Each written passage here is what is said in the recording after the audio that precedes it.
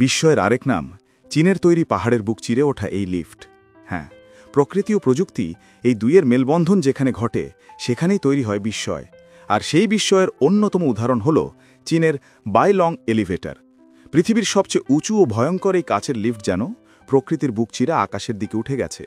চোখে দেখলে মনে হয় মানুষের তৈরি কোনো স্থাপনা নয়, বরং পাহাড়ের বুক থেকে উঠে আসা এক বিশাল স্বচ্ছ দানব যে ছুঁয়ে ফেলছে মেঘের আস্তর। চীনের হুনান প্রদেশের ঝাংজিয়াজিয়ে জাতীয় উদ্যানে দাঁড়িয়ে আছে এই বাইলং এলিভেটর।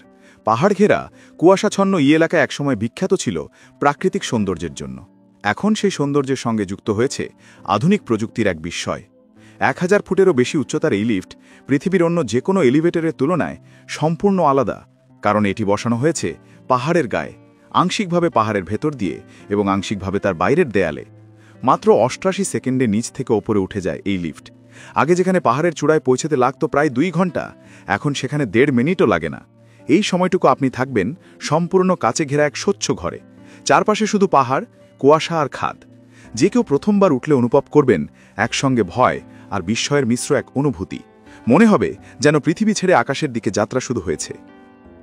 এই লিফট নির্মাণে চীনের প্রকৌশলীরা যে পরিমাণ চ্যালেঞ্জের মুখোমুখি হয়েছেন তা কল্পনার বাইরে। পাহাড়ের গায়ে স্থাপিত হওয়ায় এখানে দরকার ছিল বিশেষ shockproof steel, tempered glass এবং এমন কাঠামো যা ভূমিকম্পেও নড়বে না। প্রকল্পের মূল লক্ষ্য ছিল 2টি: নিরাপত্তা নিশ্চিত করা এবং পাহাড়ের প্রাকৃতিক ভারসাম্য অক্ষুণ্ণ রাখা। এজন্য প্রকৌশলীরা এমন প্রযুক্তি ব্যবহার করেছেন যাতে পাহাড়ের ক্ষতি না হয়, বরং তার ভেতরকার চাপ সমানভাবে ছড়িয়ে পড়ে। পুরো কাঠামোটির 3 ভাগ পাহাড়ের গায়ে যুক্ত, আর বাকি অংশ পাহাড়ের ভেতর দিয়ে গেছে। এতে রয়েছে 3টি পৃথক লিফট। প্রতিটি লিফটে একসঙ্গে 50 জন পর্যন্ত যাত্রী উঠতে পারেন। প্রতিদিন প্রায় 18,000 মানুষ এই লিফটে চড়ে, যা বিশ্বের অন্য যে কোনো লিফটের ক্ষেত্রেই বিরল রেকর্ড। তবে শুধু পর্যটন নয়, বাইলং এলিভেটরের আরেকটি উদ্দেশ্য ছিল চীনের প্রযুক্তিগত সক্ষমতা প্রদর্শন করা। এই প্রকল্পের মাধ্যমে চীন যেন জানিয়ে দিল প্রকৃতিকে জয় নয়, বরং তার সঙ্গে সখ্য গড়ে তোলা সম্ভব। এমন এক সময় যখন প্রযুক্তির দৌড়ে পরিবেশের ক্ষতি নিয়ে বিশ্বজুড়ে উদ্বেগ, ঠিক তখন এই এলিভেটর দেখিয়ে দিল মানুষ চাইলে প্রকৃতির সঙ্গে মিলেমিশে বিস্ময় তৈরি করতে পারে।